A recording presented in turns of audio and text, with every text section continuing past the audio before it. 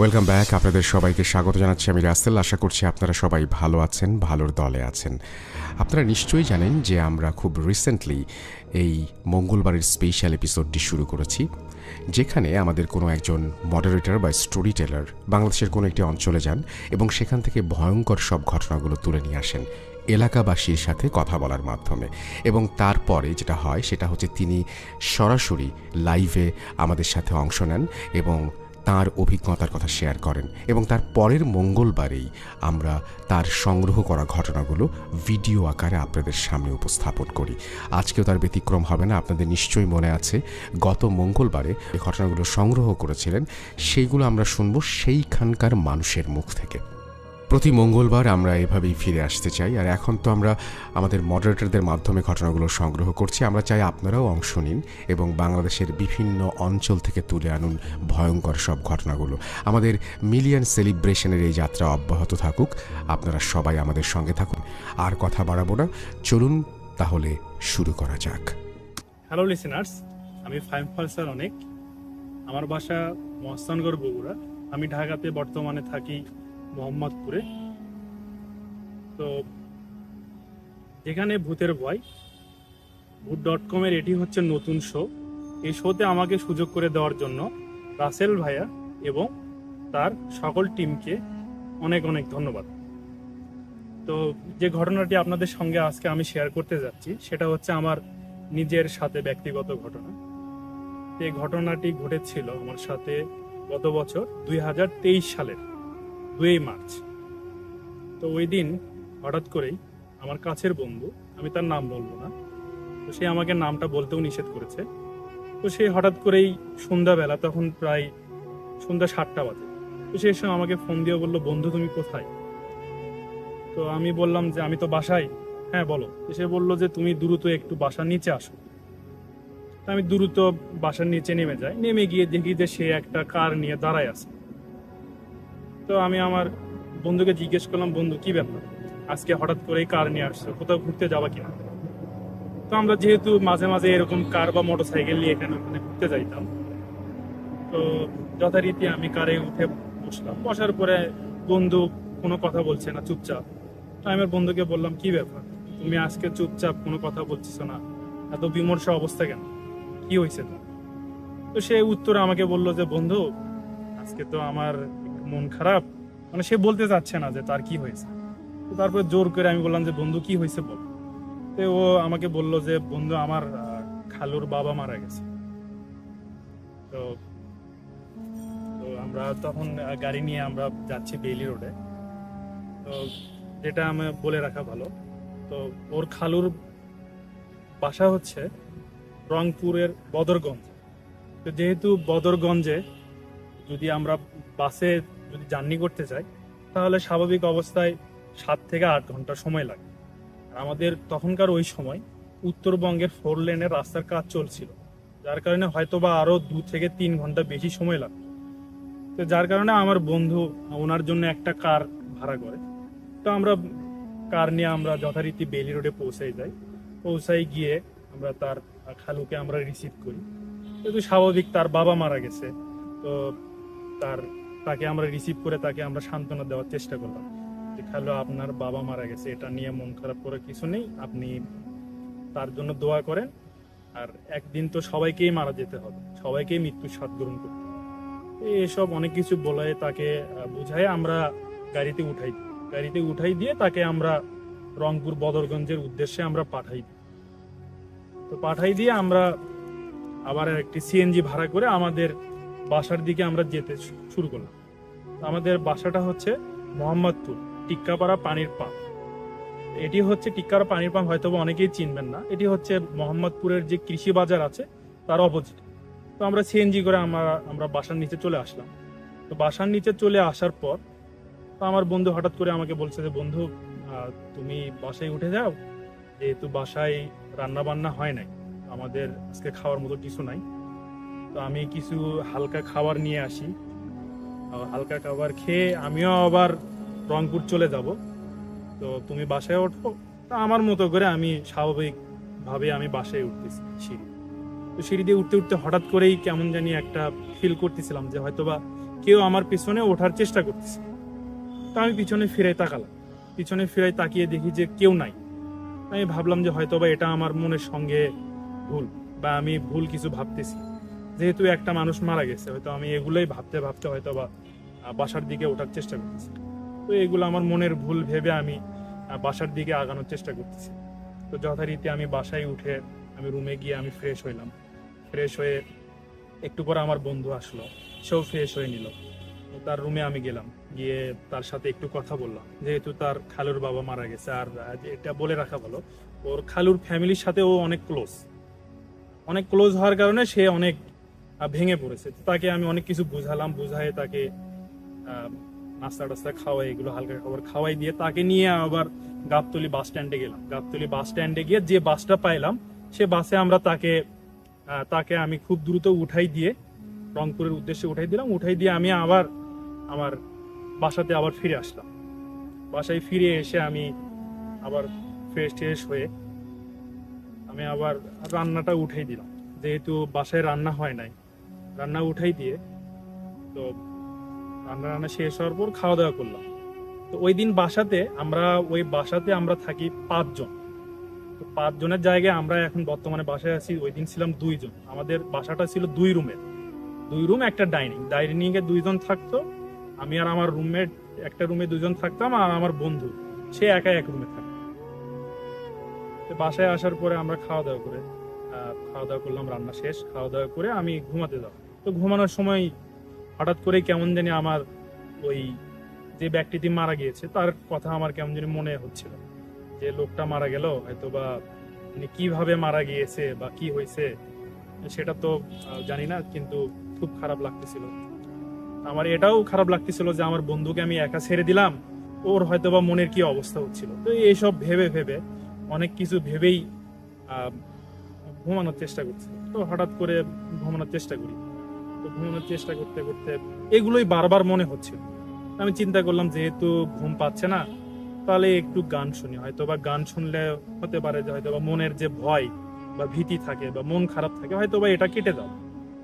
আমি 3-4টার মতো গান শুনি। তখন ঘড়িতে বাজে রাত 1টা, গভীর রাত। তো ওই সময় আমি গান শুনে আমি যথারীতি আবার ঘুমানোর চেষ্টা করলাম। তো ঘুমানোর যখন চেষ্টা করি, তখন হঠাৎ করেই কেমন জানি আমার রুমে আবার ওই জিনিসটা চলে আসে, যেটা আমি সিঁড়িতে ওঠার সময় ফিল করছি। সেই রকম একই জিনিস আমি ফিল করতেছি, যে হয়তোবা আমার রুমের গেট দিয়ে ঢুকতেছে। গেটে কেমন জানি একটা, যেমন পুরানা গেট যেরকম খুললে একটা শব্দ হয়, সেরকম শব্দ হচ্ছে। আমি ভাবলাম কি ব্যাপার, আমরা রুমে 2 জন, গেট কেউ খোলে না, এরকম শব্দ হচ্ছে কেন? আমি হয়তোবা ভাবলাম যে বাতাসের কারণে হয়তোবা গেট নড়ে উঠছে। আমি নিজে কেয়ার না করে আমি শুইতে গেলাম। হঠাৎ করে এ পাশে তাকাই দেখি আমার পাশে একটা কালো কাপড় পরা একটা মানুষ শুয়ে আছে, অনেক বিদঘুটে টাইপের চেহারা। আমি তাকানোর পরেই ভয় পেয়ে আমি দাঁড়াই যাই। তো আমার রুমমেট ছিল, আমি ওকে কিছু বলি নাই, যেহেতু ও ছোট মানুষ, হয়তো বা সেও ভয় পেতে পারে। আমি ওকে কিছু না জানাই আমি রুমে উঠে পুরো রুমটা আমি আবার দেখলাম। দরজার দিকেও গেলাম, দরজার দিকে গিয়ে দেখি যে না, সব আগের মতোই আছে। তো আমি এসে আবার শুয়ে পড়লাম। তো হয়তো বা মনের ভুল, যেহেতু আমি যেটা আগে হয়তো বা বলি নাই, যে হয়তো বা আমার কাছের কোনো মানুষ বা বন্ধু বা আত্মীয় স্বজন ফ্রেন্ড সার্কেলে কেউ মারা গেলে জিনিসটা আমি থিঙ্কিং করার চেষ্টা করি, যে মানুষ মারা গেছে বা ওনার ফ্যামিলির কি অবস্থা হচ্ছে এই সময়। এগুলো আমি অনেক কিছুই চিন্তা করি, যেগুলো চিন্তা করতে করতে মনের ভিতরে একটা ভয় লাগা কাজ করে। হয়তোবা এই দিক থেকেও হয়তোবা জিনিসটা আমি দেখছি, হয়তোবা মনের ভুল হতে। তো যথারীতি আমি আবার শুয়ে পড়ার চেষ্টা করি। তখন যেহেতু ক্লান্ত ছিলাম, কার গাড়ি নিয়ে গেছি, তাকে রিসিভ করছি, তাকে আবার রংপুর পাঠাই দিছি, আমার বন্ধুকে আবার রংপুর পাঠাই দিছি। শরীরের ওপর দিয়ে একটা হ্যাসেল গেছে। তো হয়তোবা আরো এর কারণে হয়তোবা ক্লান্ত অনেক শরীর। তো আমি আবার ঘুমানোর চেষ্টা করলাম, একটু গভীর ঘুমাতে যাব। তখন হঠাৎ করেই ওই জিনিসটাই আবার আসার চেষ্টা করতেছে, কিন্তু আগের মতো করে না, এটা আর একটু পরিবর্তন, নতুন রূপে আবার আসার চেষ্টা করতেছে। দেখি যে একটা কালো একটা বড় একটা রূপ নিয়ে সে রূপ ধারণ করে আমার শরীরের দিকে আগায় আসতেছে, এসে আমার বুকের উপরে বসার চেষ্টা করতেছে। যখন বুকের উপরে বসার চেষ্টা করলো, তখন মনে হচ্ছিল যে একটা 15 থেকে 20 কেজি ওজনের পাথর কেউ হয়তোবা আমার বুকের ওপরে ফেলে দিছে।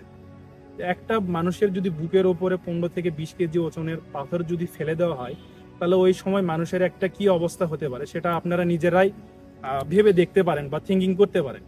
তো ওই সময় যখন আমি শুয়ে আছি রুমে, বুকের ওপরে বসার পরে একটা মানুষ স্বাভাবিক যখন বুকের ওপর কোনো কিছু খারাপ আত্মা বা জিন জাতীয় জিনিস যদি বসার চেষ্টা করে, তখন সে মানুষ কিন্তু নিজেকে সেভ করার জন্য আলটিমেটলি কিন্তু চিৎকার দিবে অথবা ওঠার চেষ্টা করবে। সেরকম আমিও চিৎকার দিছি খুব জোরে, ওঠার চেষ্টা করছি, কিন্তু আমি চিৎকার দিছি, ওঠার চেষ্টা করছি, আমার রুমমেট ছিল স্বয়ং সে রুমে, সে শুনতে পায় নাই, বা আমি চিৎকার দিচ্ছি সেটাও আমি শুনতে পাচ্ছি না।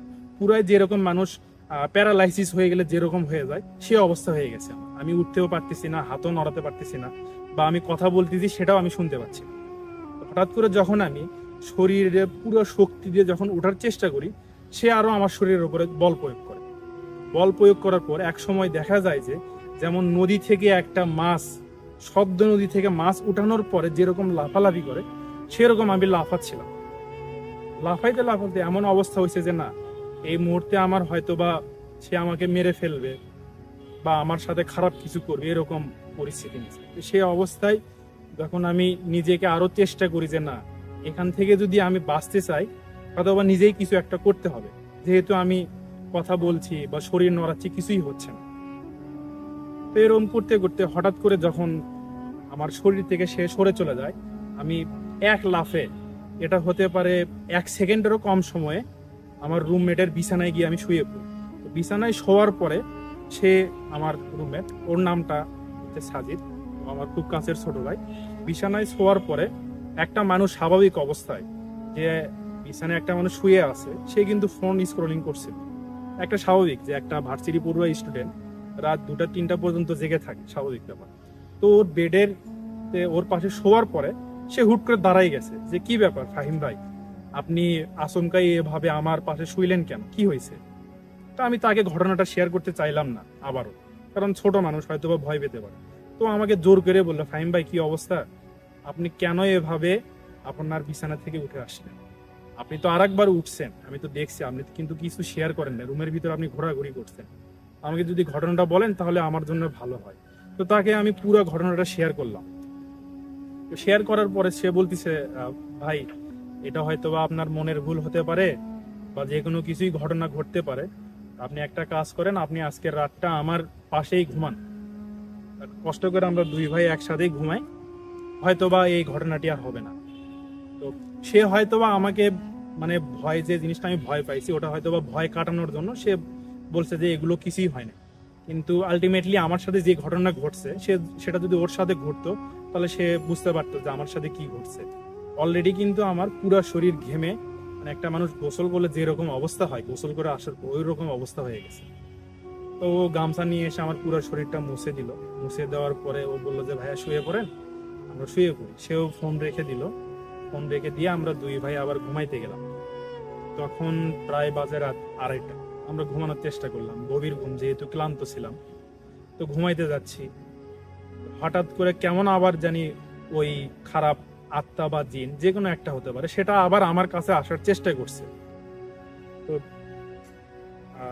এটা বলে রাখা ভালো, রাতের বেলা তো আমাদের রুমটা অন্ধকার অবস্থায় থাকে, লাইট জ্বালানো না থাকলে, কিন্তু জানালা দিয়ে একটা আলো আসার কারণে আমি দেখতে পাচ্ছিলাম যে না, ওই শ্যাডোটা আবার আমার দিকে মুভ করতেছে। আমি যখন মুভ করা শুরু করছে তার আগেই আমি বিছানা থেকে উঠে পড়ছি। তখন প্রায় রাত 3টা 15 থেকে 3:30 বাজে এরকম। তখন তো গভীর রাত। ওই সময় তাকে আমি আবার ডাক দিই যে সাজিদ ওঠো, এরকম হয়তোবা আমার সাথে আবার ঘটনাটা ঘটতে যেতে পারে, আগে থেকেই সজাগ হওয়া ভালো। তাকে আমি আবার ডাক দিলাম, আমরা দুইজন আবার বিছানায় বসে পড়লাম।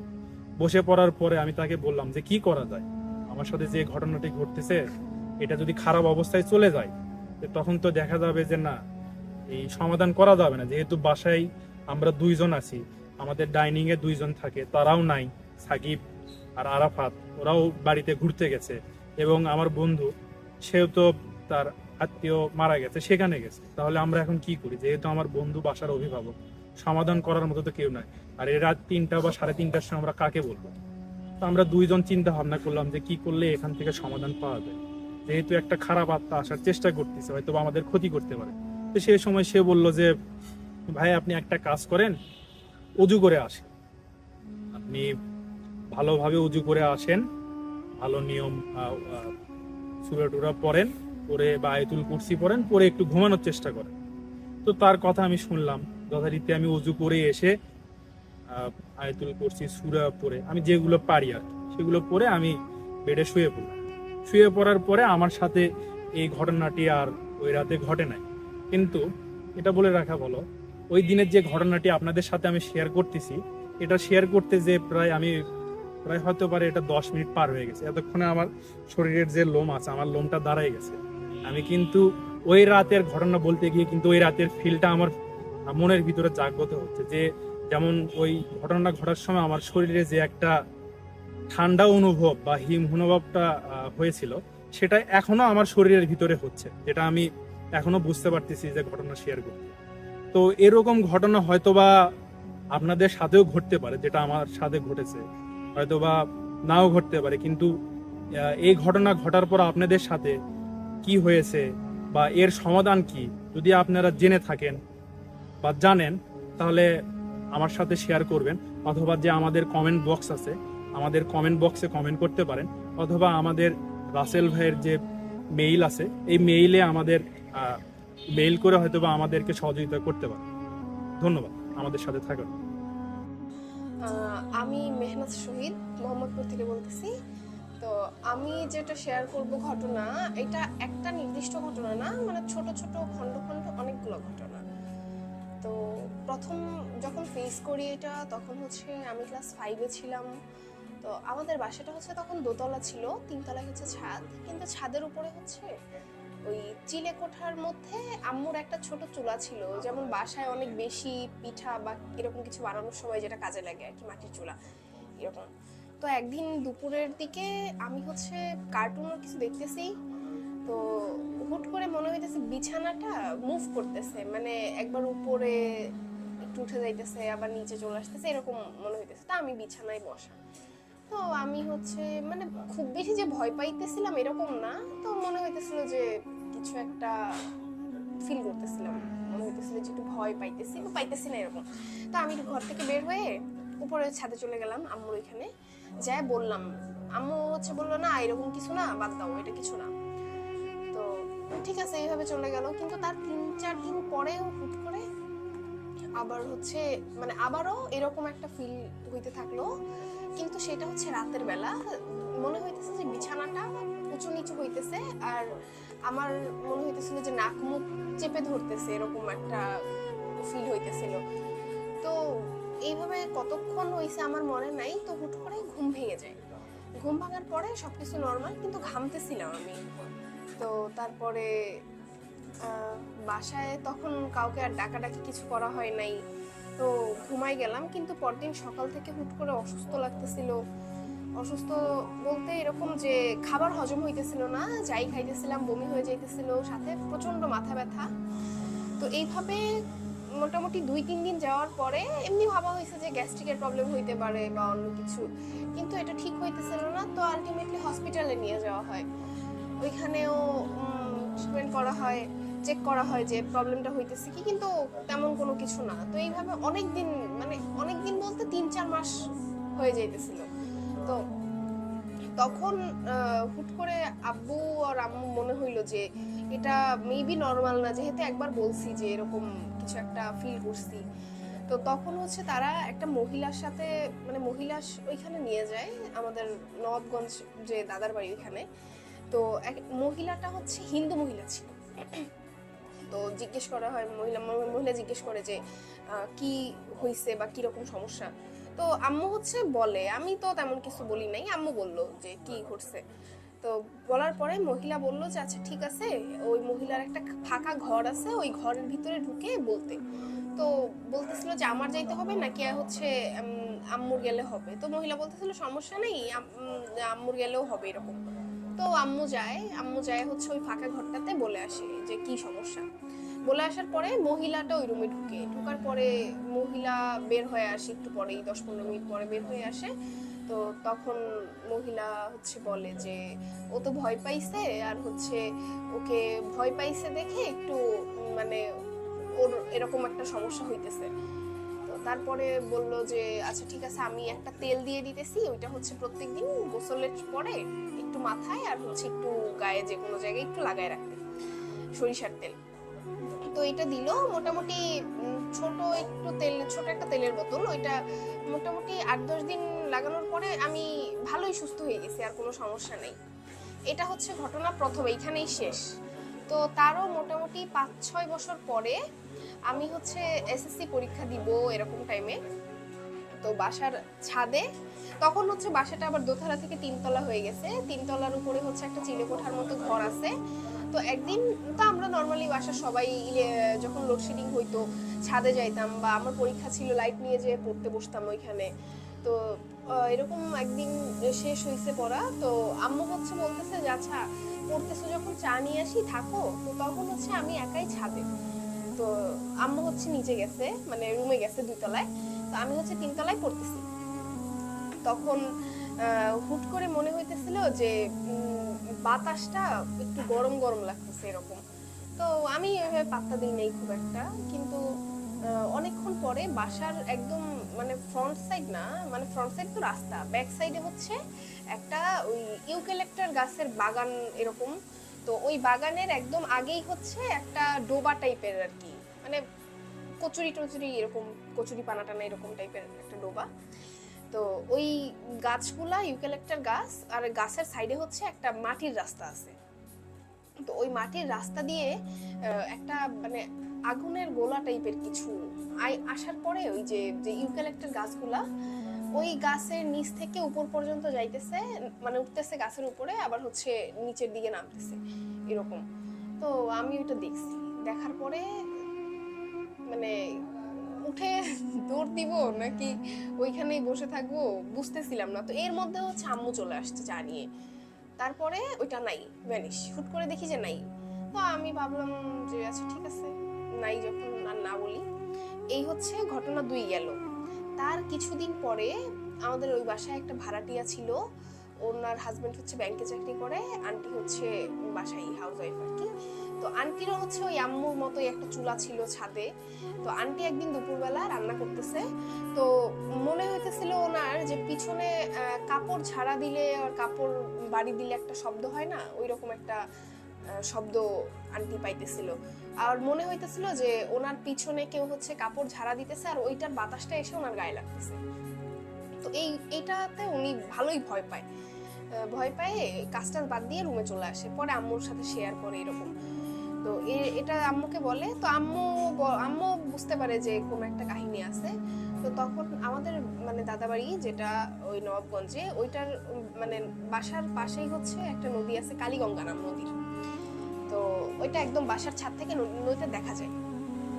তো একদিন হয়েছে কি, বাসায় মানে সবাই আছে এরকম, মানে একটা মিলাদ টাইপের কিছু একটা ছিল আমার দাদার মৃত্যুবার্ষিকীতে এরকম। তো ওই দিন হচ্ছে ভালোই রান্না বাড়া হয় বাসায়, তারপর সবাই খাওয়া দাওয়া করে, মানে সারাদিন পার হয়ে গেছে বিকেলবেলা। তো বিকেলবেলা হচ্ছে আম্মু, তারপর ওই যে আমাদের যে ভাড়াটিয়া আন্টিটা উনি, তারপরে হচ্ছে আমি, সবাই মিলে তো ভাবলাম যে বিকেল হয়েছে যখন, তাইলে আমরা একটু নাস্তা নিয়ে ছাদে যাই, বসি, খাওয়া দাওয়া করে আড্ডা টাড্ডা দিই, গল্প টল্প করি। তো এরকম ভালোই নাস্তা নিয়ে ছাদে যাই, আমরা যাই বসে গল্প টল্প করি। করার পরে তো ওই আন্টির একটা ছেলে ছিল, ছেলে হচ্ছে ক্লাস 4-এ কি 3-তে পড়তো তখন। তারপরে হচ্ছে ও পিচ্চিটা, ও ছিল তখন। তো যখন ওই পিচ্চিটা ওই ছাদ থেকে সন্ধ্যা হয়ে গেছে, তো ও হচ্ছে আগে নিচে আসছে, আন্টি আমি আম্মু আমরা হচ্ছে পরে নামবো একটু। তো পিচ্চিটা রুমে ঢুকছে, ঢুকার পরে ওই যে প্রথমে যে দ্বিতীয় ঘটনা উল্লেখ করছিলাম যে একটা ইউক্যালিপটাস গাছের বাগান আছে, তো ওই আন্টিদের রুমের জানালা থেকে হচ্ছে ইউক্যালিপটাস গাছের বাগানটা দেখা যায়। তো ও দেখতেছিল যে ওই বাগানের ওই দিক থেকে, দোতলা তো বাসা, মানে দোতলা তো খুব বেশি উঁচু হয় না, তো দেখতেছে যে ওই বাগানটার ওই দিক থেকে জানালা বরাবর একটা লোক আসতেছে, একদম মানে চুল টুল জট পাকানো এরকম, আর হচ্ছে ফেসটা একটু মানে হাসি দেওয়া, কিন্তু হাসিটা অনেক বড় একটা হাসি। এসে জানালায় হচ্ছে ওর দিকে তাকায় আছে, একদম ওই রকম একটা উইয়ার্ড হাসি দিয়ে ওর দিকে তাকায় আছে। তো ও তো ছোট মানুষ, দিছে জোরে এক চিৎকার এটা দেখে। তারপরে আন্টি শব্দ পাই নাই তখনও, তো ও চিৎকার করতে করতে ঘর থেকে বের হয়ে আসছে, সিঁড়ির এখানে আসছে। পরে আমরা শব্দ পাইছি, নিচে আসছি। পরে ও তো ঘরে ঢুকতেই চাইতেছে না কোনোভাবে, যে না আমি যাবো না এরকম। তো তারপরে ওকে বুঝাই টুঝাই দোয়া টোয়া করে দিয়ে ওরে ফুটো দিয়ে বলছে না এরকম কিছুই না হয় এরকম। তো ঘরে চলে গেছে। তো রাতে হইলো কি যে ও যে জানলাটা দিয়ে দেখছে, যেহেতু মোটামুটি গরমকালই বলা যায়, জানালা খুলেই ঘুমায় আর কি। তো জানালা খুলে ঘুমাইতেছে, তো ওই আন্টি আর আন্টির ছেলে, তো ওনার হাজবেন্ড তখন ছিল না মেবি, বা ওয়াশরুমে গেছিল এরকম কিছু একটা হবে। ওই পিচ্চিটা আবার চিৎকার করে উঠছে। তো যখন ওই আন্টিটা জিজ্ঞেস করছে যে কেন চিৎকার করছে, বলছে ওই লোকটা আমার জানালা দিয়ে ডাকতেছে। কোন লোকটা? বলে ওই যে সন্ধ্যাবেলা যে দেখছিলাম ওই লোকটা আমাকে জানলা দিয়ে ডাকতেছে, অনেক বড় একটা হাসি দিয়ে আছে আর আমাকে জানলা দিয়ে ডাকতেছে। তো তারপরে হচ্ছে জানলাটা লাগাই দেয়, জানলাটা লাগায় পর্দা টেনে দেয়। পরে হচ্ছে আঙ্কেল আসার পরে বলে, তারপরে হচ্ছে ওরা বাসা ছেড়ে চলে যায়। এতটুকু হচ্ছে ওই বাসায় থাকাকালীন ঘটনা। তারপরে তো হচ্ছে যখন ঢাকায় চলে আসি, আমার হচ্ছে ইন্টারমিডিয়েট অ্যাডমিশন হয়। তো তখন আমি হচ্ছে ঢাকায় যে নতুন বাসায় উঠি মোহাম্মদপুরে। তো এটা হচ্ছে মোহাম্মদপুর লালমাটিয়ায় বাসাটা ছিল। তো একদিন লালমাটিয়ার বাসাটায় আব্বু আম্মু হচ্ছে বাসায় নাই, সন্ধ্যার দিক হবে এরকম, বৃষ্টি হইতেছে তখন, এপ্রিল মাস এরকম আর কি। অ্যাডমিশনের পরে যে টাইমটা হয় আর কি, এপ্রিল মে এরকম টাইমের বৃষ্টি হইতেছে। তো সন্ধ্যাবেলা বৃষ্টি হইতেছে, আমাদের হচ্ছে 2 রুমের ফ্ল্যাট ছিল। তো আর সামনে হচ্ছে মানে ফ্ল্যাটটা হচ্ছে একদম ছাদের উপরে ছিল, ছাদের উপরে যে বাসাগুলো থাকে না, ওইটা অনেক তাড়াহুড়ো করে নেওয়া হয়েছে এরকম বাসা। তো ছাদের উপরেই 2টা ফ্ল্যাট, মানে অর্ধেকটা হচ্ছে ছাদের বাসা আর অর্ধেকটা হচ্ছে ছাদ এরকম। তো আমি হচ্ছে বৃষ্টি দেখার জন্য মেইন গেটটা খুলে, ওই গেট খোলার পরে আবার একটু এরকম দেওয়া ছিল, কি বলে এটাকে, দরজার উপরে যে একটু দেওয়া থাকে, পাকা করা থাকে, ওইটা ছিল। তো আমি ভাবলাম ওইখানে দাঁড়ালে তো আর বৃষ্টিতে ভিজবো না, ওইখানে দাঁড়ায় আসি। তো হুট করে বিদ্যুৎ চমকায়, আর মনে হয় যে মানে চমকানোর আলোতে মনে হয় যে সেম আমার মতো দেখতে আরেকজন ওই পাশটাতে দাঁড়ায় আছে, মানে আমার অপোজিটে দাঁড়ায় আছে, ছাদের কর্নারে আমার অপোজিটে দাঁড়ায় আছে এরকম। বিদ্যুৎ চমকানোর মানে জ্বলে উঠছে তখন দেখা গেছে এরকম আর কি।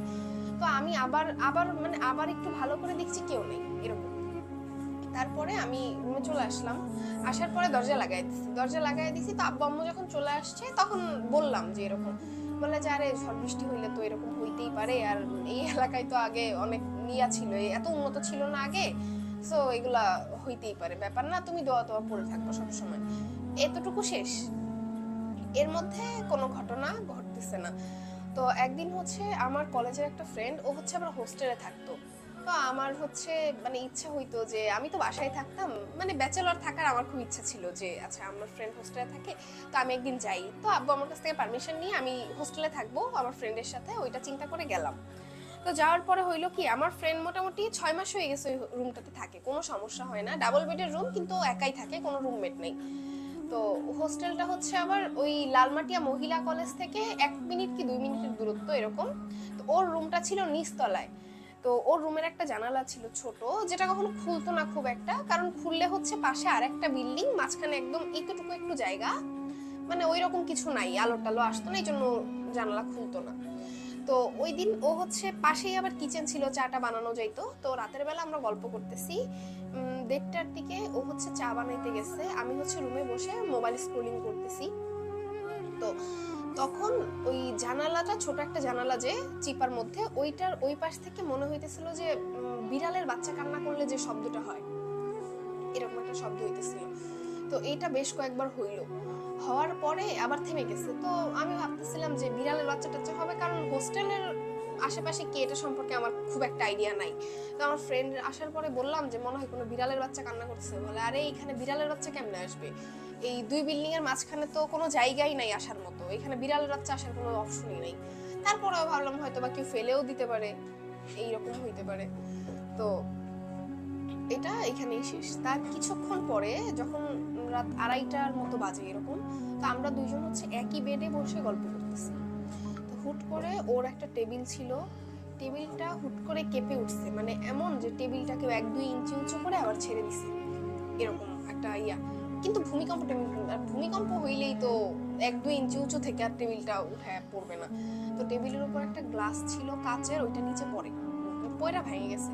তো ও তো এক লাফ দিয়ে, মানে আমার মুখোমুখি বসা ছিল, আমার সাইডে এসে বসে যে আরে কি হইতেছে এগুলা, কখনো তো এরকম হইতো, আমি একাই ছিলাম, 6-7 মাস হয়ে গেছে, কোনো সমস্যা তো হয় নাই। পরে হচ্ছে আমি বাসায় ফোন দেই যে হোস্টেলে তো এরকম হইতেছে, আম্মু কি করবো, বলে সকালবেলা তাড়াতাড়ি চলে আসো তুমি। পরে এইভাবেই হচ্ছে রাত পার হয়ে যায়, সকালে যাই। পরে হচ্ছে আর জানি না, আমি আমার ফ্রেন্ড হোস্টেলের রুম চেঞ্জ করে ফেলছে, এতটুকুই ঘটনা, এইখানে ঘটনাটা শেষ। তারপরে হচ্ছে মোটামুটি অনেক দিন আর কোনো সমস্যা নাই, কিছুই নাই, মানে আমি যে কন্টিনিউয়াসলি ফেস করতেছি ব্যাপারগুলো এরকম না, কিন্তু আমি প্রত্যেকটা নতুন জায়গায় বা মানে হুট করে নতুন নতুন এক একটা ঘটনা ঘটতেছে এরকম আর কি। তো এরপরে যখন ভালোই যাইতেছিল, কোনো সমস্যা নাই। তো একবার হচ্ছে করোনার পরে যখন মানে আমি ঢাকায় একাই থেকে যাই, আব্বু আম্মু হচ্ছে বাসায় চলে যায়, তো তখন হচ্ছে আমি একটা বাসায় উঠলাম। বাসাটা হচ্ছে সাবলেট, হাজব্যান্ড ওয়াইফ থাকে, একটা বাচ্চা আছে ওদের, আমি হচ্ছে সাবলেট একটা রুম নিলাম। তো ওইটার ওয়াশরুম ছিল হচ্ছে আমার রুমের সাইডে, বেলকনি ছিল রুমে। তো আমি হচ্ছে একদিন, ওরা বাসায় নাই, আবার ওরা হচ্ছে কোথাও গেছে, বা মানে ওদের বাসা হচ্ছে চাঁপাইনবাবগঞ্জে ছিল, ওরা বাড়িতে চলে গেছে। তো তখন আমি বাসায় একা। তো আমি হচ্ছে ওয়াশরুমে গেলাম রাতের বেলা, ওয়াশরুমে যেয়ে বেরোইলাম, একটু চা বানাইলাম, চা নিয়ে বেলকনিতে বসলাম, আবার এর মধ্যে একটু পড়তেছি, আবার হচ্ছে বসে আছি এরকম আর কি। তো হুট করে বেলকনি থেকে যখন চা খায় রুমে আসছি, বেলকনির দরজাটা লাগাই দিছি। তো বেলকনি থেকে কে যেন নক করে, মানে বেলকনি থেকে দরজা নক করতেছে, যেখানে আসার কোনো প্রশ্নই আসে না, কেউ বাসার মধ্যে আমি একা, তার মধ্যে বেলকনিতে আসা তো সম্ভব না। তো বেলকনি থেকে দরজা নক হইতেছে। তো আমি একটু ভয়ও পাইলাম, আবার ভাবলাম যে অন্য কোনো আশেপাশের বাসার দরজাও নক হইতে পারে, কিন্তু আমি পরে ভালো মতো খেয়াল করলাম যে না, নকটা হইতেছে আমার বেলকনি থেকেই। তো আমি বেলকনি আর খুলি নাই, ওইভাবেই রাত পার করে দিছি। তো এই হচ্ছে গেল এই বাসা। তো বাসা ছেড়ে দিলাম আবার, তখন হচ্ছে আমার সেমিস্টার শেষ হয়ে গেছে, তো মোটামুটি 1-1.5 মাস কোনো ক্লাস নাই। তো আমি বাসায় গেলাম, বাসা ছেড়ে দিছি ওইটা, যে ক্লাস নাই, আবার যখন উঠবো নতুন বাসা বা মেসে উঠে যাবো এরকম। তো তারপরে হচ্ছে ওই বাসাটা চেঞ্জ করে এই বাসাটা ছিল হচ্ছে বসিলার ওইখানে, যে আরশিনগরে ছিল বাসাটা, আরশিনগর 1 নম্বর গলিতে ছিল। তো তারপরে 1-1.5 মাস পরে আবার যখন আসলাম বাসা থেকে, তো তখন হচ্ছে আরেকটা হোস্টেলে উঠলাম। হোস্টেলটা ছিল হচ্ছে তাজমহল রোডে ওই কেন্দ্রীয় কলেজ নামে একটা কলেজ আছে, ওইটার আশেপাশে আর কি, কোনো একটা হোস্টেল, নাম না বলি। তো ওই হোস্টেলে 6 তলাতে উঠলাম আমি। উঠার পরে হইলো কি, ওইটাতে আমার একটা ফ্রেন্ড আবার আগে থেকেই থাকে, তো ওর সাথে ওই রুমটাতে উঠলাম। ওইটা হচ্ছে আবার 3 বেডরুমের একটা রুম, তো অ্যাটাচ ওয়াশরুম প্লাস বেলকনি। কিন্তু ওই হোস্টেলের একদম লাগোয়া একটা বিল্ডিংই হচ্ছে আবার বাচ্চাদের একটা মাদ্রাসা, ওইটা আবার 4 তলা, উপরে হচ্ছে টিন দেয়া, মানে ছাদ নাই, টিন দেয়া। তো যেটা হচ্ছে আমরা থাকি 6 তলায়, আর ওইটা পাশে টিয়াটা হচ্ছে 4 তলা। তো যেহেতু অনেকটা গ্যাপ 2 তলা, আর তার মধ্যে টিনের ছাদ, কোনো নাই। তো ওইখানে যখন উঠলাম, মোটামুটি 3-4 দিন পর থেকে দেখি যে আমার বিছানাটা হচ্ছে জানালার পাশে, আর আমার যে ফ্রেন্ড ও হচ্ছে বেলকনির পাশে, বেলকনির সাইডে ওর বেডটা, আর আরেকটা বেড ওইটা ফাঁকা। তো আমি হচ্ছে আমার ওই ফ্রেন্ডের নাম হচ্ছে স্বর্ণা। তো আমি হচ্ছে যখন ওই উঠলাম, ওই হোস্টেলে উঠলাম, তার 3-4 দিন পরে যে এটা হইতেছে যে আমার জানালার সাইডে কন্টিনিউয়াসলি রাতের বেলা 1-1.5টার দিকে নুপুরের শব্দ হয়। নুপুরের শব্দ মানে অনেক বেশি শব্দ, একদম জানালার গা ঘেঁষে হইতেছে। তো আমরা মাঝে মধ্যে হোস্টেলে থাকলে, মানে হোস্টেলের খাবার মাঝে মধ্যে ভালোও লাগে না, এই জন্য রান্নাও করি। তো কিচেনও 6 তলায় ছিল। তো আমরা হচ্ছে মাঝে মধ্যে রাতের বেলা এটা ওটা বানাই, নুডলস, চা, কফি এক্সেট্রা। তো একদিন হচ্ছে আমি কিছু একটা বানাইতেছি, তখন আমার ফ্রেন্ডও জেগে আছে, আবার আশেপাশের রুমেরও 2-3 জন ছিল। তো আমি হচ্ছে কিচেনে যাইতেছি আসতেছি, তো মনে হইতেছে যে নুপুরের শব্দটা একদম মানে ওই দেয়ালের ওই পাশ দিয়ে আমার সাথে সাথে কিচেন পর্যন্ত যাইতেছে, আবার আমার সাথে সাথেই দেয়ালের ওই পাশ দিয়ে রুমে ঢুকতেছে এরকম। ওইটা আমার ফ্রেন্ডও শুনতেছে, ইভেন আশেপাশে যে আরো 2-3 জন ছিল ওরাও শুনতেছে। তো তারপরে মোটামুটি সবাই যেহেতু একসাথে 5-6 জন আছি, এটা নিয়ে আর তেমন ইয়া করি না যে আচ্ছা ঠিক আছে হইতেই পারে, হোস্টেল কেমন না কেমন বিল্ডিং ছিল, হইতেই পারে, এগুলো ঠিক আছে। তো তারপরে এটা আর পাত্তা দেই না। তার 2-3 দিন পরে এরকম নুপুরের শব্দ 2-1 দিন পর পরই হইতে থাকে। তো তার 2-3 দিন পরে আমি হচ্ছে রাতের বেলা কয়েল জ্বালাবো, মানে কয়েলটা জ্বালায় হাতে রাখছি, এখনো স্ট্যান্ডে গাঁথি নেই। তো আমার ফ্রেন্ড হচ্ছে আমার বিছানায় বসা, আর আমার বিছানা তো জানালার কাছে। তো আমি জাস্ট কয়েলটা হাতে নিয়ে বসে আছি যে স্ট্যান্ডে রাখবো এরকম। আর এমন সময় মনে হইলো যে নুপুরের শব্দ তো বাজতেছে এই জানলার ওই পাশ থেকে, আর মনে হইলো যে আমার হাতে কেউ টোকা দিল, আমার হাত থেকে কয়েলটা আমার পায়ের উপরে পড়ে ছ্যাঁকাও লাগলো। যেটা আমার ফ্রেন্ড একদম আমার দিকে তাকায় আছে, আমি হচ্ছে ওর দিকে তাকায় আছি যে এটা কি হইলো। যে মানে ও বুঝতে পারছে যে আমার হাতটা কেউ টোকা দিছে, দ্যাটস ওয়াই কয়েলটা পড়ে গেছে হাত থেকে। তো এটা ও বুঝতে পারছে আর আমি তো বুঝতেই পারছি। ও আমার দিকে তাকায় আছে, আমি ওর দিকে তাকায় আছি, এইভাবে চলে গেল। তো তারপরে হচ্ছে আমার ওই ফ্রেন্ডের কোনো একটা নানা বা কেউ সামথিং তাকে বলছে, বলার পরে এটা সামহাউ কমে গেছে, আর হয় না এই প্রবলেমটা। মানে আমাদের রুম থেকে কমে গেছে তার মানে এই না যে পুরো হোস্টেল নেই, হোস্টেলে প্রবলেম স্টিল চলতেছে। ওইটা হচ্ছে পরের যে ঘটনা, হোস্টেলের নিচতলায় হচ্ছে রান্না বাড়া হয়, আর হচ্ছে যে হোস্টেলের যে খালারা থাকে ওনারা। তো একদিন হচ্ছে হোস্টেলের যে মেইন, মানে যে হোস্টেল দেখাশোনা করে যে খালাটা মেইন যে উনি হচ্ছে একদিন রাতে ঘুমাইছে। তো মেয়েদের যে রুমে সিঁড়িগুলা, মেয়েদের রুমে যাওয়ার জন্য যে সিঁড়িটা, ওইখানে একটা দরজা আছে, সিঁড়িটা ওইটা দরজা লাগায় ওনারা হচ্ছে ঘুমায়। তো রাত্রে 1:30 বা 2টা এরকম বা আরো বেশি হইতে পারে। তো ওই খালার দরজা নক করতেছে যে খালা উঠেন উঠেন, আমার রুমে যাইতে হবে, একটু সমস্যা হয়েছে। কিন্তু খালা দরজা খুলে দেখে কেউ নাই। আর যে হচ্ছে মেয়ের ভয়েসে ডাকতেছিল, ওই মেয়ে হচ্ছে বিকালবেলা বাড়িতে গেছে, ও নাই হোস্টেলে। তো খালা একটু ভয়ই পায় এই ঘটনায়। তো এইভাবে খালারে মোটামুটি 3-4 দিন ডাকে। ডাকার পরে ভালোই ভয় পায়। ভয় পাওয়ার পরে হোস্টেলে একটা মিলাদ দেয়। মিলাদ দেওয়ার পরে তারপরে মোটামুটি আর সমস্যা হয় নাই তেমন একটা। তো তারপরে হচ্ছে আমি হোস্টেলটা চেঞ্জ করে হচ্ছে আবার বাসায় চলে আসি। আমার ভাইয়া ভাবি চলে আসছে এখানে। তো তখন হচ্ছে আমি বাসায় উঠি। বাসায় ওঠার পরে বাসাটা হচ্ছে মোহাম্মদপুর টিক্কাপাড়া পানির পাম্পের এইদিকে, রিং রোডে আর কি, ওইখানে টিক্কাপাড়া পানির পাম্পের এইখানে। তো বাসায় উঠলাম, ওঠার পরে প্রথম 3-4 মাস ভালোই ছিল। তারপরে হুট করে দেখতাম যে আমার রুমে একটা শ্যাডো দৌড় দিয়ে জানলা দিয়ে মানে দরজা ভেদ করে ঢুকে দৌড় দিয়ে আমি জানলা দিয়ে বের হয়ে যাইতেছি এরকম। মানে হুট করে মনে হইতেছে স্ক্রল করতেছি ফোন, লাইট অফ, এরকম একটা কিছু চলে গেল, এরকম শ্যাডো টাইপের দৌড় দিয়ে চলে যেতেছে রুমের ভিতরে। তো এটা মানে যেহেতু কন্টিনিউয়াসলি অনেকবার এগুলা মোটামুটি ফেস করছি, খুব যে ভয় লাগতেছে এমন না ব্যাপারটা, আবার যে অনেক অনেক বেশি যে সমস্যা হইতেছে এমনও না, জাস্ট কিছু একটা হইতেছে আমার আশেপাশে এরকম।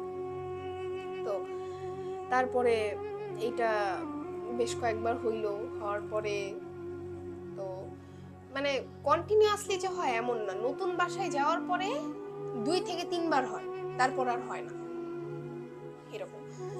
তো তারপরে হচ্ছে এইভাবে গেল আরো অনেকদিন, ওই বাসায় অনেকদিন থাকলাম, আর কোনো সমস্যা হয় না। তারপরে লাস্ট যখন বাসা নিলাম 23 সালের আগস্টে নতুন একটা বাসায় উঠলাম, সেটা হচ্ছে মোহাম্মদপুর ফিউচার টাউন হাউসিং। তো তখন ওই বাসাটায় ওঠার পরে একদিন রাত্রে 11টার দিকে রুমে আমি একাই, বেলকনি খোলা ছিল। তো মনে হইতেছিল যে আবার রুমের লাইট অফ, তো বেলকনি খোলা ছিল, মনে হইতেছিল যে বেলকনির ওই পাশ থেকে কেউ আমাকে একদম মাথা ঝুঁকায় উকি দিয়ে দেখতেছে। তো মানে আমি সামনের দিকে তাকানো, কিন্তু কেউ বারবার উকি দিয়ে দেখলে কিন্তু এটা বোঝা যায় যে পিছন থেকে কেউ উকি দিতেছে। এইটা হচ্ছে আমার কাছে সবচাইতে মানে উইয়ার্ড লাগছিল। এটাই হচ্ছে মানে সবচাইতে উইয়ার্ড লাগছে এই পর্যন্ত যত ঘটনা ঘটছে, যে 3-4 বার এরকম উকি দিয়ে দিয়ে আমাকে দেখতেছে। যখনই আমি একটু মাথা ঘুরায় দেখার চেষ্টা করি কে, তখনই আবার একদম এরকম করে আড়াল হয়ে যাইতেছে বেলকনির এই পাশটাতে, গ্লাসের ওই সাইডটাতে, পর্দা যেখানে দেওয়া। তো আবার যখন আমি সামনের দিকে ঘুরতেছি, তখন আবার মনে হচ্ছে আস্তে আস্তে মাথাটা আর অর্ধেক গাটা বের করে আমার দিকে আমি তাকাইতেছে। এটা আমি মানে একদম ফেস করতেছি। তো কিন্তু এতটুকু বোঝা যাইতেছিল যে এটা মহিলার মতো, ওই বোরখা, অনেক হ্যাভি কিছু বোরখা থাকে না, অনেক মাথাটা একদম কেমন করে ঢাকা থাকে, ওই রকম হ্যাভি বোরখা। তো এটা মহিলা, এটা বসে যেতেছিল। তো আর হচ্ছে এইটা মোটামুটি ওই ওই দিন 3-4 বার হইলো এরকম ওই বাসাটায়। তারপরে যখন আমি মানে লাইট অন করলাম, তারপর আর কিছু দেখি নাই। তো আরেকদিন হচ্ছে কি হইলো, আমার যে ফিয়ান্সি ও হচ্ছে আসছে একদিন, আসার পরে বাসা দুপুরবেলা লাইট ফ্যান সব সরি ফ্যান ট্যান সব কিছু অফ। তো ও হচ্ছে এমন টাইমে হুট করে দরজার সামনে একটা ইয়া ছিল, ডোরবেল ছিল, কোনো বাতাস নাই কিছু নাই, ডোরবেলটা ঘন্টিটা একা একা বাজতেছে। তো ও এটা ফেস করে। আর লাস্ট যে এই বাসার ঘটনাটা, এই বাসাতে এখনো আছি কিন্তু কোনো সমস্যা ওইভাবে ফেস করি না, কিন্তু লাস্ট যে বাজে একটা ভয়াবহ ঘটনা ঘটছে ওইটা হচ্ছে, আমার একটা বিড়াল আছে। তো ও সবসময় আমার সাথেই থাকে, ওকে আনার পরে বাসায় তেমন কোনো সমস্যা নাই।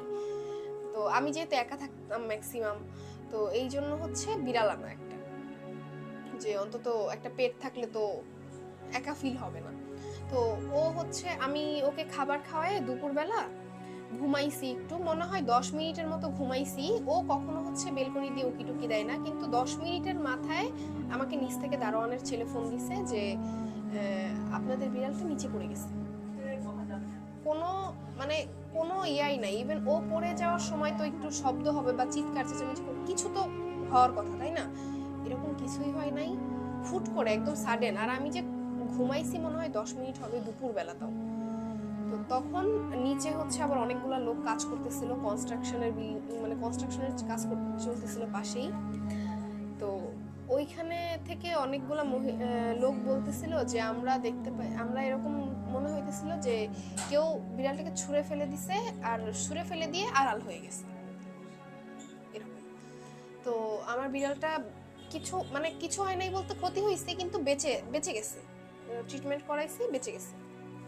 তো আর লাস্ট যেটা হয় 4-5 দিন আগে, আমি হচ্ছে ঘুমাইতেছি, তো আমার বিড়ালটা সবসময় আমার সাথেই ঘুমায় দিনের বেলা, দুপুরবেলা।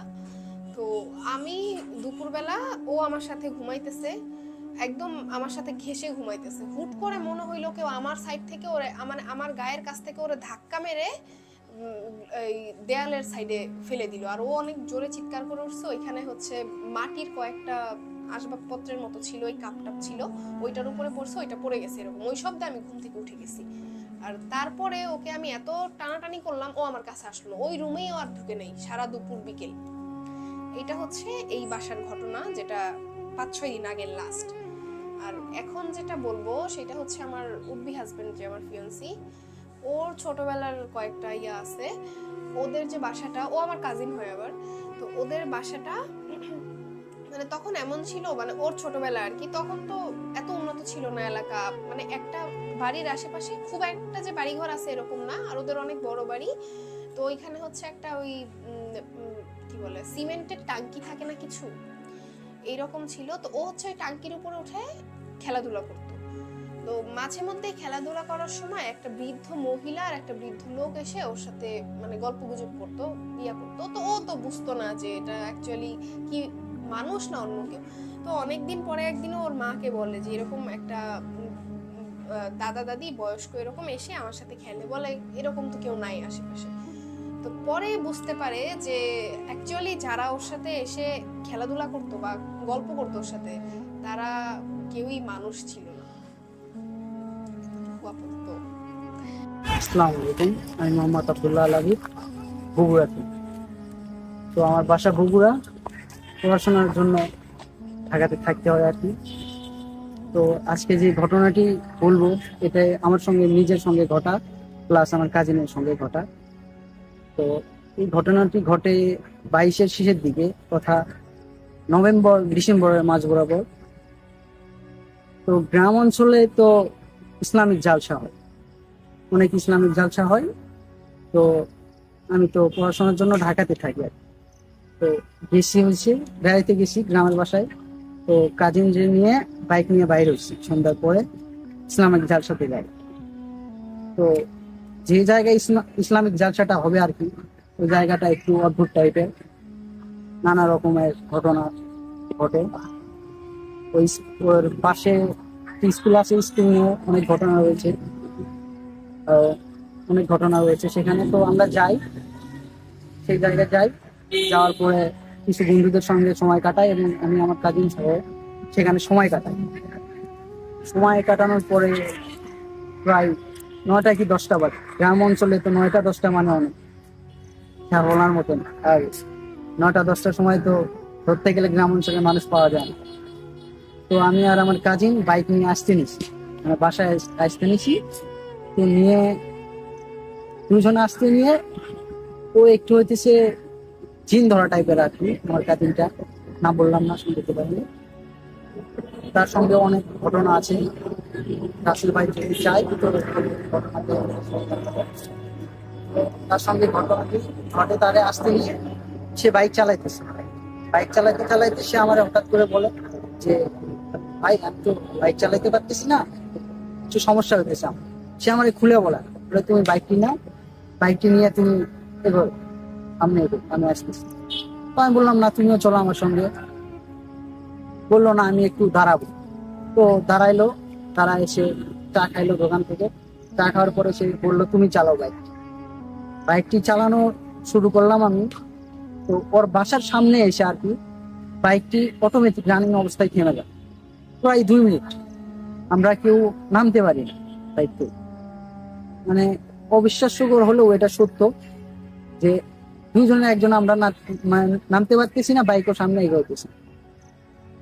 তো একটু পর অটোমেটিকলি বাইক আবার চলতে শুরু। তো দুজনই তো একটু ভয় পাই। তো বাইক নিয়ে একটু সেই মুহূর্তে আমরা একটু দাঁড়াই। আমি আতাল পড়ছি, পরে নেই, ওরাও পড়তে বলি। পড়ার পরে তখন নভেম্বর ডিসেম্বর, এতটাও ঠান্ডা না, মানে হাড় কাঁপানো শীত এখনো পড়ে না। এরপরে আমরা যাইতে থাকি, যাইতে যাইতে প্রায় 1 কিলো দূরে যাচ্ছি, মানে যে জায়গায় ঘটনাটি ঘটছে। এরপরে 1 কিলো আসার পরে আমার হাত পা পুরো একবারে ঠান্ডা হয়ে গেছে, এমন অবস্থা। মানে আমি বাইক রাইড করতে পারতেছি না। আমার হ্যান্ড গ্লোভস ছিল, এরপরেও আমার হাতটি মনে হয় ঠান্ডা হয়ে গেছে। এই অবস্থা, এমতো অবস্থায় আমি আবার একটি স্ট্যান্ড মানে বাজারটাতে আমি থামি এবং সেখান থেকে চা খাই আবার। যে হয়তোবা ঠান্ডা লাগছে, ঠান্ডা হয়তোবা আমার ভুল ধারণা, এইসব কিছু ঘটে নাই, ঠান্ডা। এই জন্য আমি আবার চা খাই। চা খাওয়ার পরে একটু রিল্যাক্স করি, করে 5 থেকে 10 মিনিট পরে আবার আমি বাইক স্টার্ট দিই। এই মতো অবস্থায় ও পিছনে বসে, আমার কাজিনটি পিছনে বসে বললো যে ভাইয়া তুমি বাইকটা আস্তে রাইড করো, রাতে আস্তে রাইড করো। তো আমি রাইড করতেছি মোটামুটি 30 থেকে 40 কিলোমিটার গতিতে আমি চালাইতেছি। রাস্তা ফাঁকা, প্রায় তখন 11টা বাজে, রাস্তা ফাঁকা। তো একটা বাজার আছে, আমার প্রায় হাট নামে একটা বাজার আছে। তো বাজারের কিছু দূর আগে একটা বাঁধঝাড় আছে। ওই বাঁধঝাড়ের সামনে এসে গাড়ি থেকে মনে হয় কিছু ভেঙে ভেঙে পড়ে যাইতেছে, এমন শব্দ। তো এমন মতো অবস্থায় আমি আবার বাইকটি দাঁড় করানোর পরে আমি নামতে চাইতেছি, আমার কাজিন পিছন থেকে নামতে চাইতেছি। আমি আগেই বলেছি যে ও একটু অন্য টাইপের, ওর সঙ্গে জিন থাকে আর কি, এরকম শুনেছি, ঘটনা আছে। তো আর কি বাইক থেকে নামতে চাচ্ছি না। তো আমি বলি যে তুই নাম, আমি একটু দেখতেছি কি হয়েছে দেখি। তো আমি বাইকটি থ্রটল ছাড়া অবস্থায়, ব্যাটারি ডাউন থাকার কারণে বাইকের লাইটটি অফ হয়ে যায়।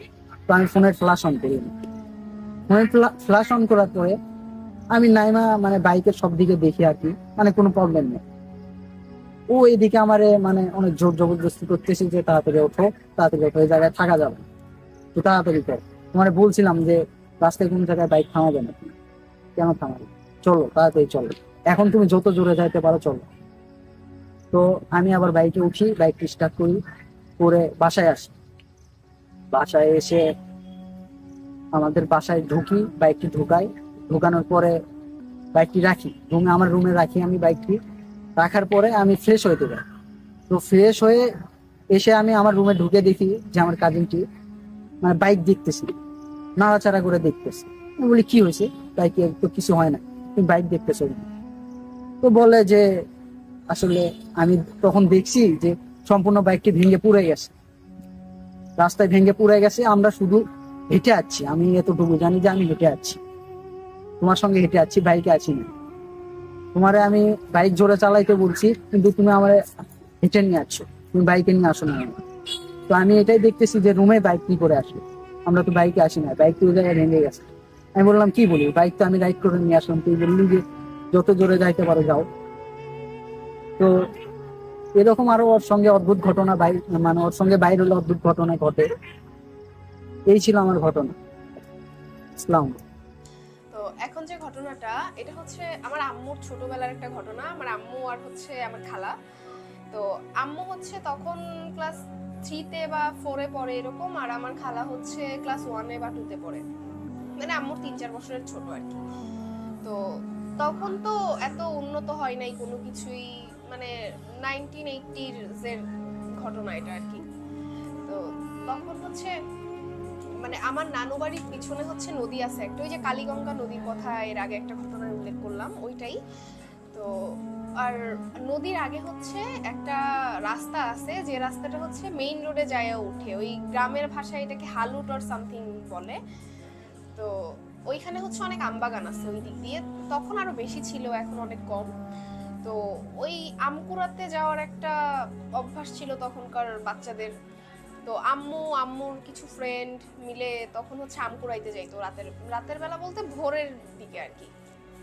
তো একদিন হয়েছে কি, আম্মু আর আম্মুর একটা বান্ধবীকে বলে রাখছে যে আম কুড়াইতে যাবে। তো মোট 3 জন, আম্মুর বান্ধবী আর হচ্ছে আমার খালা। তো আম্মু হচ্ছে রাতের বেলা ঘুম থেকে উঠে দেখে যে বাইরে চাঁদের আলো অনেক বেশি, মানে একদম জ্যোৎস্না লাগতেছিল, মনে হইতেছিল যে ভোর হয়ে যাবে এখন, এরকম একটা ব্যাপার। তো আম্মু হচ্ছে খালাকে ডাকার পরে ওনারা ওই বাগানের দিকে যাওয়া শুরু করে। ওই হালুদ যেটাকে বললাম ওইটা পার করে যখন বাগানের দিকে যায়, ওইটাকে হচ্ছে মোতালেবের বাগান বলে এরকম আর কি বলতো তখন। তো ওই বাগানটায় যায় ভালোই মোটামুটি আম কোড়ানোর পরে আস্তে আস্তে বাড়ির দিকে আসতে শুরু করে, কারণ মোতালেবের বাগানটা হচ্ছে সবচেয়ে দূরের। ওইটা থেকে আস্তে আস্তে বাড়ির দিকে যখন আগায় আসে, ওই হালুদ যেটাকে বলে, ওই হালুটের মাঝামাঝি কিছু গাছ আছে, ওইখানে আম কুড়াইতেছে। তো তখনকার দিনে হচ্ছে মহিলাদেরকে ওভারিয়ান অপারেশনের জন্য হচ্ছে ঢাকায় আনার জন্য হচ্ছে কিছু মহিলারা যাইতো সকালবেলা। তো ওই মহিলারা হচ্ছে ভোরবেলা যায় বাড়ি থেকে মহিলাদের নিয়ে ঢাকায় নিয়ে আসতো সার্জারির জন্য। তো ওই রকমই দেখতে বোরখা পরা একটা মহিলাকে দেখে যে ওই হালুটের পাশে এক বাড়ির উঠানের উপর দিয়ে একটা লেবু বাগান ছিল, ওই লেবু বাগানের একদম মাঝামাঝি দিয়ে চলে যাইতেছে, একদম চিপার ভিতর দিয়ে। তো তখন হচ্ছে মহিলাটা যে যাইতেছে, মহিলাটার জুতার শব্দ হইতেছিল অনেক বেশি, মানে নর্মালি জুতার শব্দ এরকম হয় না, মনে হচ্ছিল যে 2টা জুতা একসাথে করে বাড়ি দিতেছে। তো আমার খালা বলে যে ওই মহিলাকে, আর ওই মহিলা হচ্ছে লেবু গাছের চিপা দিয়ে কেন যাইতেছে এরকম। তো আম্মু বলে যে হয়তো ওই যে সার্জারি করার জন্য মহিলাদের নিতে আসে ঢাকা থেকে, ওরা হয়তো বা হবে। তো তখন হচ্ছে ওই মহিলাটা চলে যাওয়ার পরে তো অনেকক্ষণ হয়ে যায় আম কুড়াইতে হুট করে দেখে যে চারপাশে একটু মানে অন্ধকার হয়ে আসতেছে, এতক্ষণ তো আলো ছিল, অনেক অন্ধকার হয়ে আসতেছে। তো এমন টাইমে যখন অন্ধকার হয়ে আসছে, জাস্ট আম্মু আর খালা যে দাঁড়ায় আছে এই জায়গাটায় একটু আলো, মানে একটু আছে, মোটামুটি আলো আছে, কিন্তু চারপাশে তেমন একটা দেখা যাইতেছে না। তো ওইখানে হচ্ছে আম্মুর এক কাজিন, দুঃসম্পর্কের কাজিনেরও বাড়ি ছিল। তো আম্মু নর্মালি বলে যে সাইদুর ভাইদের বাড়ি এরকম আর কি। তো ওইখানে হচ্ছে একটা ওই বাড়ির পিছনে হচ্ছে নর্মালি মানুষ ভয়টয় পাইতো ওই বাড়ির পিছন দিকটায়। তো ওই মানুষ এইভাবে বলতো যে সাইদুরদের বাড়ির পিছনের শয়তান, এরকম ভাবে আর কি বলতো। তো ওই দিক দিয়ে বাড়ির পিছন দিকে দেখে যে একটা লোক, ওই বাঁশঝাড় আছে কিছু, ওই বাঁশঝাড়ের ভিতর দিয়ে একটা ওই যে লুঙ্গি পরে, লুঙ্গি একটু টেনে বেঁধে যাইতেছে ওই দিক দিয়ে, একদম বাঁশঝাড়ের ভিতর দিয়ে। তো আম্মু হচ্ছে জাস্ট নর্মালি জিজ্ঞেস করছে যে আপনি ওই দিক দিয়ে কেন যাইতেছেন, ওই দিক দিয়ে তো রাস্তা না। তো তখন হচ্ছে লোকটা জাস্ট আম্মু আর খালার দিকে ঘুরে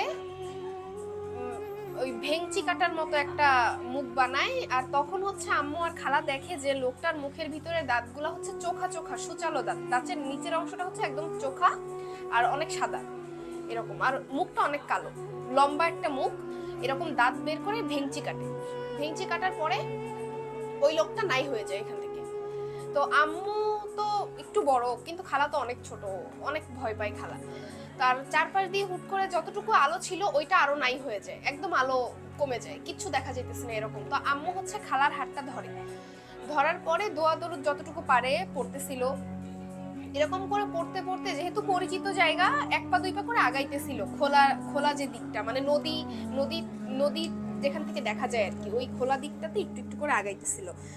তো তখন এরকম আগানোর পরে যখন অনেক দোয়া দরুদ পড়তেছে, তখন হচ্ছে আমার খালা আবার কান্নাও করতেছে, একটু ভয় পাইতেছে অনেক। আম্মু সাহস দিতেছে যেহেতু আম্মু একটু বড়। তো তখন দোয়া দরুদ পড়তে পড়তে যখন একটু আগাইতেছে, তখন দেখে যে একটু দেখা যাইতেছে, যেমন নদীটা কিন্তু রাতের বেলা দেখা যায় যে একটু খোলা থাকলে বোঝা যায় যে নদীর পাড়টা একটু আলো থাকে, এরকম উজ্জ্বল থাকে। তো ওইভাবে নদীর পাড় পর্যন্ত আসে, আর নদী থেকে হচ্ছে বাড়ির পিছনটা দেখা যায়, নানু বাড়ির পিছনটা দেখা যায়। তো ওই নদীর পাড় পর্যন্ত যখন আসে, কিন্তু আম্মু দেখে যে অনেকক্ষণ হয়ে গেছে বের হয়েছে, কিন্তু সকাল আর হয় না। তো ভাবলো যে আম্মুর তো বান্ধবীরাও আসার কথা ছিল, তাইলে ওকে একটু ডেকে নিয়ে আসি, যেহেতু ওইখানেই বাড়ি। তো আম্মু আর খালা মিলে হচ্ছে ওই আন্টিকে, আম্মুর যে বান্ধবী ওই আন্টিটাকে ডাকতে চায়। ডাকার পরে ওকে ডেকে নিয়ে আসে, আনার পরে তিনজন বসে নদীর পাড়ে ভাবে যে আচ্ছা ঠিক আছে, আমরা হয়তো বাড়ি চলেই যাবো বা একটু পরে সকাল হয়ে যাবে, আমরা একটু আম খাই এখানে বসে। তো তিনজন মিলে আম খাওয়া শুরু করে ওইখানে, নর্মালি পানিতে, নদীর পানিতে ধুয়ে, একদম ওই নদীর চরের মতো আর কি জায়গাটা, ওইখানে বসে। তো তখন দেখে যে ওইখানে একটু উঁচু আছে, একটা সাইড একটু উঁচু মাটি, ওইখানে একটা জেলের মতো, মানে জেলেদের মতো একটা লোক, যার হাতে হচ্ছে একটা জাল আর একটা ওই বাঁশের কিছু একটা, যেটাতে মাছ রাখবে এরকম টাইপের কিছু। তো ওইটা নিয়ে ওইখানে দাঁড়ায় আছে, আর হচ্ছে নদীতে জাল ফেলবে বা ফেলতেছে এরকম কিছু। তো ওইখানে আম্মু আর আন্টিরা অনেকক্ষণ ধরে দেখতেছে যে লোকটা ইয়া করতেছে, জাল ফেলে আসে তো আসেই, কোনো নড়াচড়া নাই। তো হুট করে ওনারা জিজ্ঞেস করে যে কি ব্যাপার, মাছ কতগুলা পাইলেন এরকম। তো এটা বলার সাথে সাথে ওই লোকটা একটা লাফ দিয়ে পানিতে নেমে গেছে। এটা দেখে আম্মু আন্টিরা লিটারালি বুঝতে পারছে যে এইখানে আর একটু থাকা যাবে না, কারণ এইখানে পরপর 3টা ঘটনা অলরেডি ঘটে গেছে। প্রথমে একটা মহিলার মতো যে হচ্ছে লেবু বাগানের ভিতর দিয়ে ঢুকে যাইতেছিল, দ্বিতীয়ত হচ্ছে বেঞ্চি কাটলো একটা ইয়া। তো তখন ওরা একদম মানে ক্লিয়ারলি বুঝতে পারে যে অ্যাকচুয়ালি ভালো কিছু ঘটতেছে না, এখান থেকে মানে চলে যাইতে হবে। ওই যে লোকজন যে বলে সাইদুরদের বাগানের শয়তান, ওইটাই সম্ভবত এইটা। তো তখন হচ্ছে ওরা তাড়াতাড়ি করে বাসায় চলে আসে, আসার পরে দেখে যে নানু অলরেডি খোঁজাখুঁজি শুরু করে দিছে বাচ্চাদের। তো তখন ওরা মানে আম্মু আন্টিরা বুঝতে পারে যে এখন মধ্যরাত, যে আলোটা ওরা দেখতে পারছে সম্ভবত মায়াজাল বা সামথিং ছিল, কিন্তু তখন মধ্যরাত ছিল।